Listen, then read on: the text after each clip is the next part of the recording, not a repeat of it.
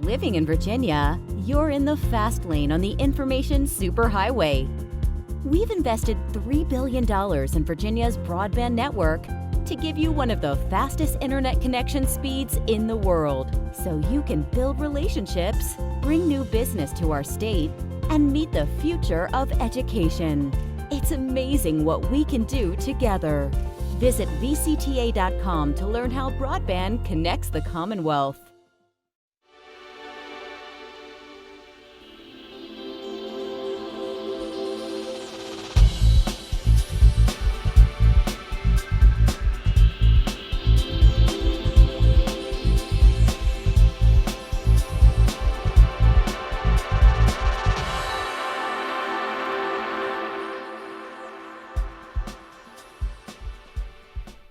From the General Assembly and the City of Richmond, I'm Woody Evans for Cable Reports, brought to you by the VCTA Broadband Association and Comcast, connecting Virginians to their government. We're pleased to connect you with one of our favorite members, Delegate Terry Kilgore from Southwest Virginia. Hey, it's great to be with you, Woody. And I appreciate you all doing this. It provides my constituents an opportunity to see what's going on up here. We know we're closer to 6 other state capitals than here, so it's really a big opportunity for me and for our constituents. We were talking earlier about the unemployment rate of the Commonwealth at about 2.6%, but I believe your unemployment rate is a little bit higher. We're still a little bit higher than the state average. I'd say 2 to 4% higher than the state average, depending on which county you're in Southwest Virginia. But we're working on it. We're working on diversifying the economy. We got legislation in this year to address some of those concerns, but also we've got some folks out. We just started a new Invest Southwest Virginia opportunity that the General Assembly members are very involved in. That we're out recruiting businesses, out trying to tell Southwest Virginia's story. One of our stories is we beat the state. We're number one in the state on the SOLs in these little schools in Southwest Virginia. Yes. So that's a great, that's not only great for Southwest Virginia, but it's a testament to the great jobs our teachers and administrators are doing in Southwest Virginia. So talk to us about some of those opportunities. We have Amazon up north. Have you been in touch with them? Amazon has actually visited Southwest Virginia. We hosted them for a few days and talked to them about what we could do for Amazon in the areas of telework.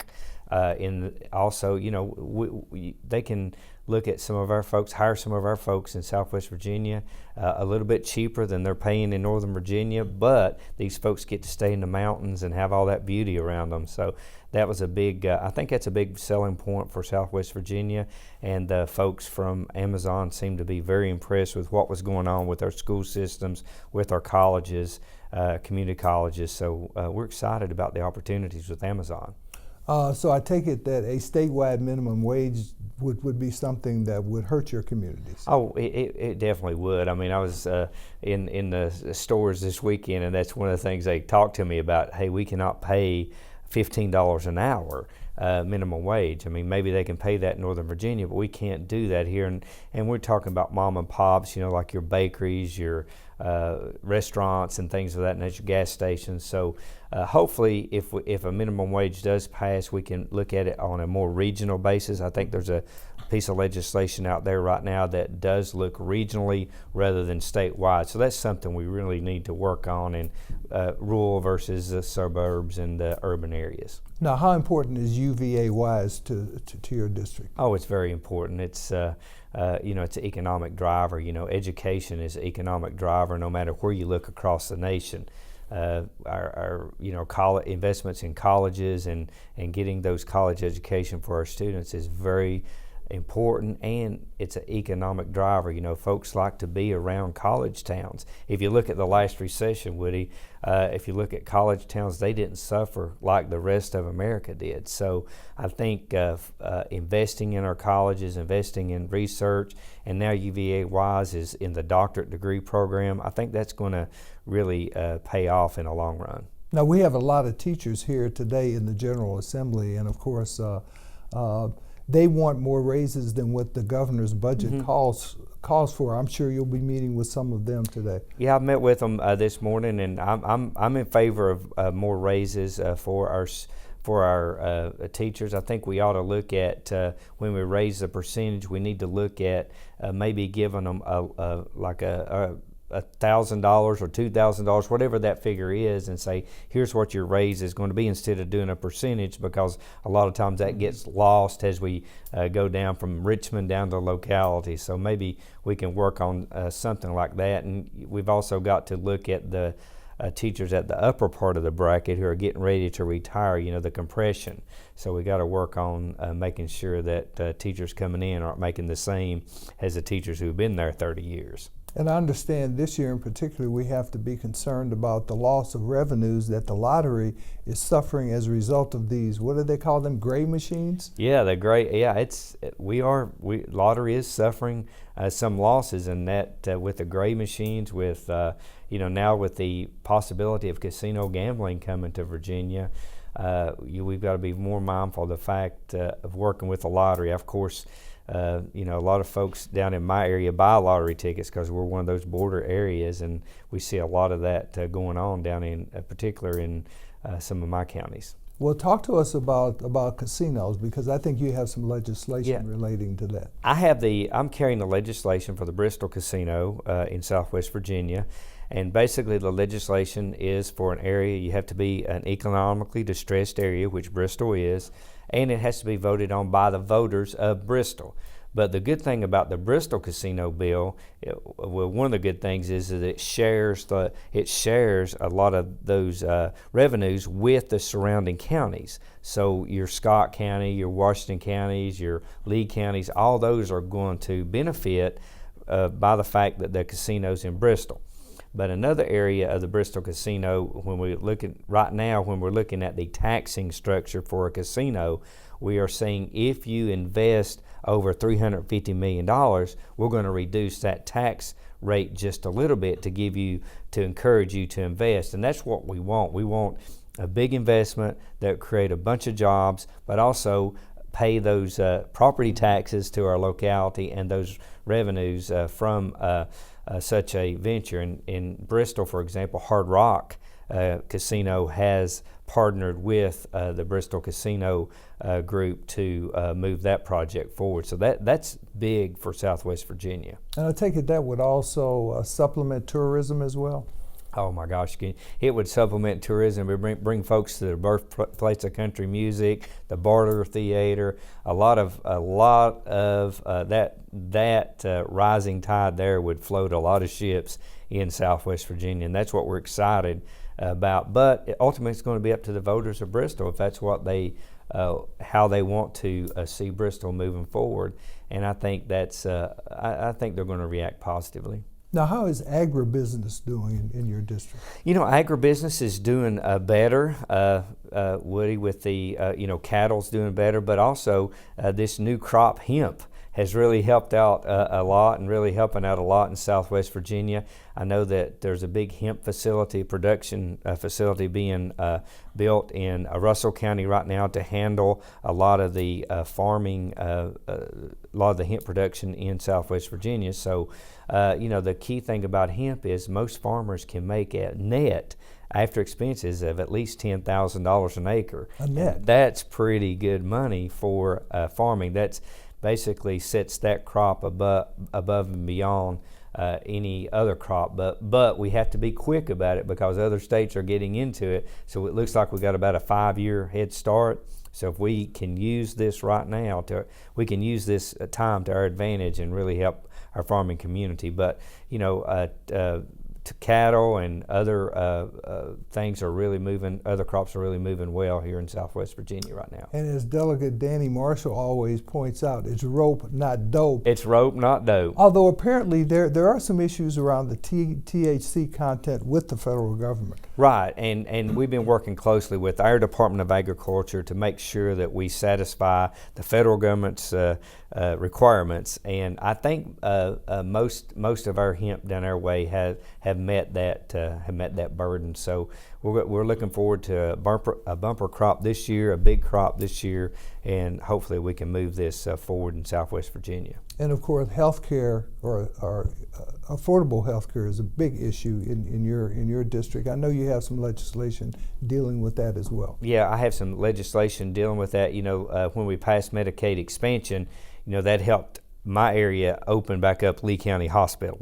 Lee County had closed, and it's the only rural hospital in the nation that had been closed that's reopened. So that was a big plus for the citizens of Lee County, because we're down in the corner of the state by ourselves, and it's miles and miles to the nearest hospital. So that's been very important. But I've got some health insurance bills that hopefully will help the cost of those health cares. We keep seeing healthcare costs, insurance in particular, keep going up and up and up, and the deductibles keep going up and up, and your middle America cannot afford it. So we have to address that issue, and the federal government's not going to do it. So we're going to have to do it at the state level. Now, what about, there used to be a remote access health clinic once a year. Oh, yes. And that's still going on, and we still have a big crowd that accesses their health care, and they do a lot of dental care there. Mm-hmm. And that's very important, because a lot of folks still do not go to the doctor, have problems getting into the doctor, have problems getting into health care providers. So that's an opportunity for them. We're hoping that has more access to care, we get more doctors, more healthcare practitioners in Southwest Virginia, that we can do, that won't be necessary, but it's still necessary. It's a big 2 to 3 day event mm-hmm. in Southwest Virginia, and we have a lot of folks that volunteer, and we couldn't do it without all volunteers. There are people from all over the Commonwealth come. As a matter of fact, some people sleep overnight in order to get access to that clinic. Oh, they absolutely do. They come and park in their cars or set up tents just so they can get first in line to get those healthcare opportunities. And our UVA, VCU, a lot of our medical schools have really participate. Really, bring their students and also use telehealth and telemedicine to help us along the way. Now, what about the opioid crisis? Is this still a problem in Southwest Virginia? It's still a problem in Southwest Virginia.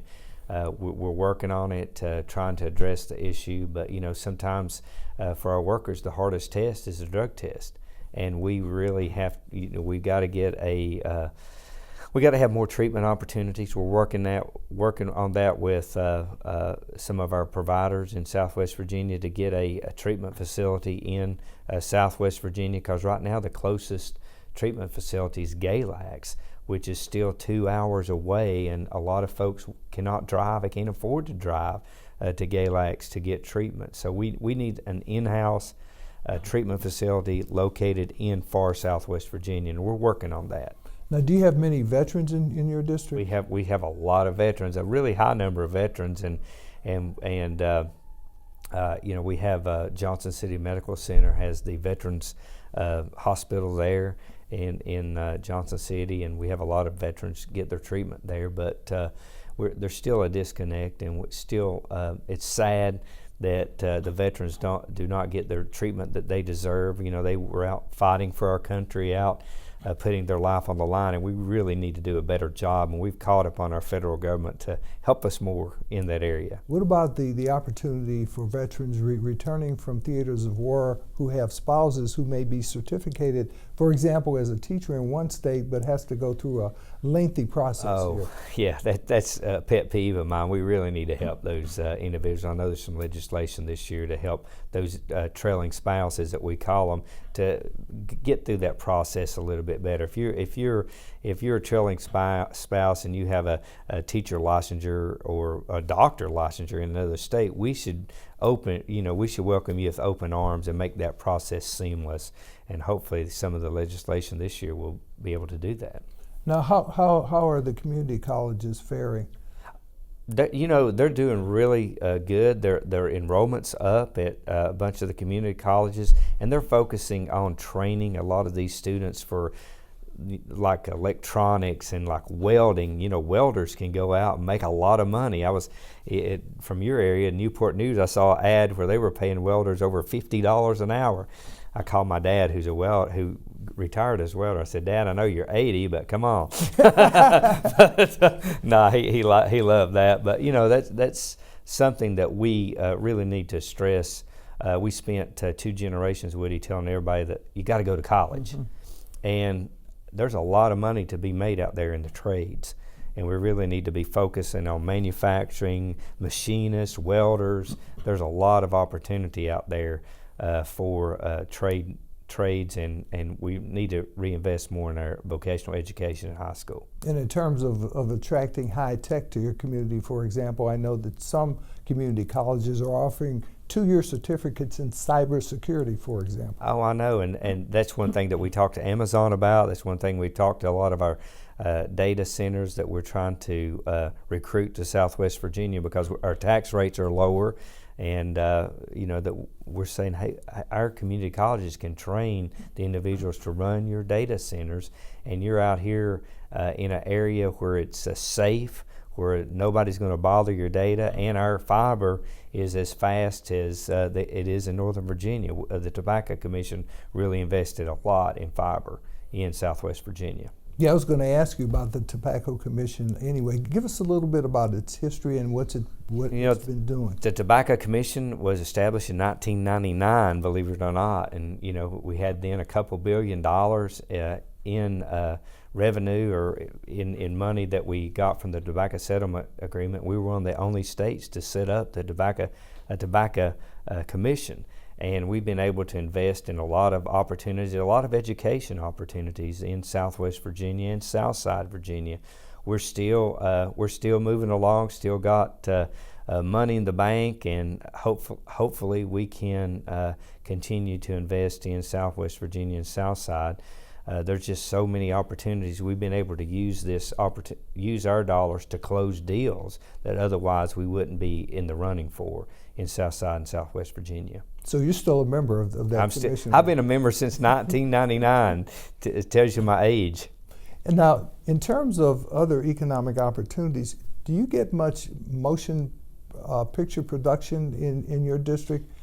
Big Stone Gap was obviously filmed in Southwest Virginia, and luckily, I was lucky. I was a cameo. I got a cameo performance in Big Stone Gap, but just for a few seconds. But this is an opportunity. We've been working with the motion picture industry and our film office here in Virginia to give a credit for. Give you more money if you film in a economically distressed area, and that would not only apply to Southwest Virginia, but it would also apply to inner city Richmond, Norfolk, Portsmouth. So we're trying to get a group to coalesce, a group to come together to look at the film industry and say we'll help you more if you'll film in these economically distressed areas versus the more economically advantaged areas. So I think it's a win-win for everyone. It gets those folks filming in Virginia, and once they film in Virginia, they spend a lot of money. I did not realize how much money that film making, how much money the filmmakers spend until you go to one of these sets. Is it becoming more and more difficult to retain the younger generation because of the lack of job opportunities in your district? Yes, that's a problem that all of rural America is seeing right now, not just rural Southwest Virginia, rural Southside Virginia, but I think it's about to turn back our way because a lot of folks are wanting to live, work, and raise their family in a more rural setting, and we just have to provide those opportunities. And that's what we're working on. That's why we've created Invest Southwest Virginia, to try to recruit data centers, try to recruit folks who want to create more technology jobs in Southwest Virginia. And so far we're doing pretty well. I think we're going to have a couple big announcements pretty soon, so we're excited about some of the opportunities. Yeah, I think you've got one young man from Grundy who I'm sure you hope returns when he finishes at Georgetown University. Absolutely, yeah, absolutely, yes. Now, what about transportation needs, rural areas? I mean, we always talk about Northern Virginia and the Right. Hampton Roads area. What about the more rural areas of the state? Well, the more rural areas, we're not concerned about congestion. What we're concerned about is just getting to work. And some of our folks have to drive 40, 50 miles. We're just concerned about rural improvements, and sometimes the formula, the smart scale formula, does not work to our benefit. Talk to us about that formula. The smart scale formula basically puts the money where the cars are, and there's some say that, well, it also grades you for economic development and everything like that. Well, haven't found it to do that yet, but we're working on trying to show the need for Southwest Virginia. We just need some climbing lanes, some more 4-lane opportunities like the Coalfield Expressway, and I think the federal government's going to step up and help us on some of that corridor there in the Coalfield Expressway. But if we, in order to get goods and services out of the manufacturer, you have to have a good transportation system. So that's something that we're going to continue to work on. Now, has coal basically disappeared, or is it still there? It's still there. It's a lot of met coal, meaning coal that used in the steel mills. A lot of it's sold to foreign markets right now. Now, as far as steam coal, they still use steam coal some to make electricity. We have one of the cleanest coal-fired power plant in the world in St. Paul, Virginia. They still burn some coal, but they also they use biomass in the facility, so it's a win-win situation. But a lot of our coal is still being railed to Newport News, gets on a boat, and goes either to Europe or India or China. So we're still strong in the met area, but we have seen a decline over the last 10 to 20 years, and just individuals working in coal. So that's why we're trying to diversify the economy. What about transition to renewables? Is any of that going on? Yeah, Woody, I've got a bill in this year that would set up a Brownfields Act that would, basically encourage renewables on these abandoned mine lands. That we've got thousands of acres of abandoned mine lands in Southwest Virginia where we could put these solar farms, put them on, or put wind farms on these particular land sites, and save our agricultural farms in other parts of the Commonwealth. No one's using this land for agriculture. But the key thing about it, it already has the utilities there. It already has the big power lines that you need to transport that power back out. It already has it there, so it's a win-win for everybody. So I'm hoping that we can attract more renewable opportunities to Southwest Virginia, because I'm all the above. I'm for coal, gas, and also all the renewables. We need to do it all in Southwest Virginia, and we can. Now, you mentioned I-81. There was a new tax that passed the General Assembly last year. I assume it's going to be implemented shortly. Where do you see things going there?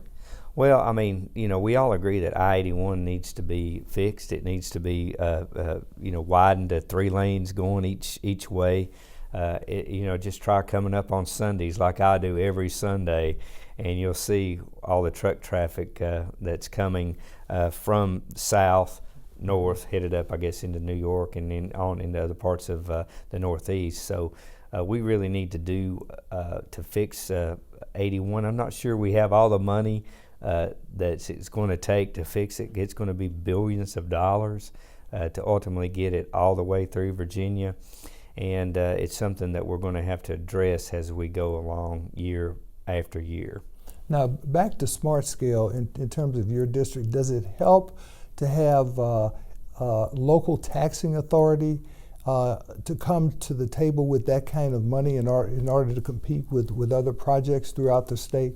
Well, yes, it would, because any time you compete with Smart Scale, you got to show how you're going to pay for it. And if you can put a local revenue into that, of course you're your project's going to rank a lot higher, like Fairfax or Prince Williams or those more affluent counties. They can always put some local revenue into some of these projects. And in rural Virginia, whether it's Southwest, South Side, or even Northern Neck, they don't have those opportunities. Now, I take it this new gas tax that the governor has proposed in his budget is something that, again, would hurt your constituents because they drive much further.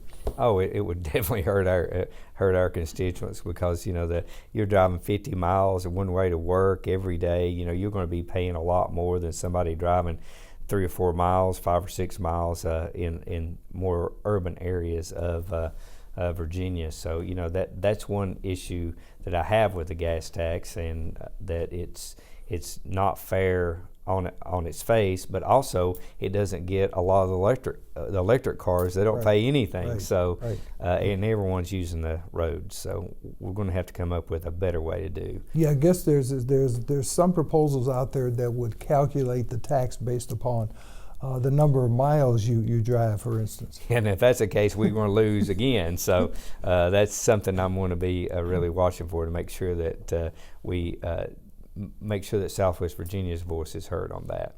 Now, last year, the General Assembly and most members voted in favor of a constitutional amendment that would create a separate independent commission to determine how the lines are drawn for the House of Delegates, the state Senate, and our congressional representatives. It has to be passed once more in identical form in order for it to be on the ballot. How are things going with that? Well, time will tell. I think it's time. I've been through 2 redistrictings, and this would be my 3rd. So we really need to, and I came to the conclusion that we need somebody else to do it and look at it and try to do it as fair as we can. There's always going to be politics in redistricting, but it looked like the bill that passed last year that most everybody agreed to it. It looks like we just need to move forward with that particular piece of legislation, let the voters decide and move on. I hope that's what happens this year. So that would be a 16-person commission appointed by whom? Well, it's different, appointed by House, Senate. I think everybody gets a pick at it, but hopefully we can get some folks who are as unbiased as possible and just look at communities of interest, look at folks, how it would affect a particular area. Because it's sometimes when you get up into Northern Virginia and even around Richmond, you're not sure whose district you're in at any time. Now down to Southwest Virginia, it's a little bit easier. And if they couldn't agree, then it would go to the Virginia Supreme Court. I take it. Right, and they're the Virginia Supreme Court. They're fair. They're as fair as any other court system. So, I'd put my trust in the Virginia Supreme Court. Got about 30 seconds left. I want to ask you a question. This legislative session will be a success if. Well, if we can create more jobs in Southwest Virginia, if we can move forward with, and that's what I'm about, promoting Southwest Virginia. Thank you, Delegate Terry Kilgore. Good to see you. Good luck. Nice to see you. Thank you for watching Cable Reports, brought to you by the VCTA Broadband Association and Comcast. Until next time, I am Woody Evans.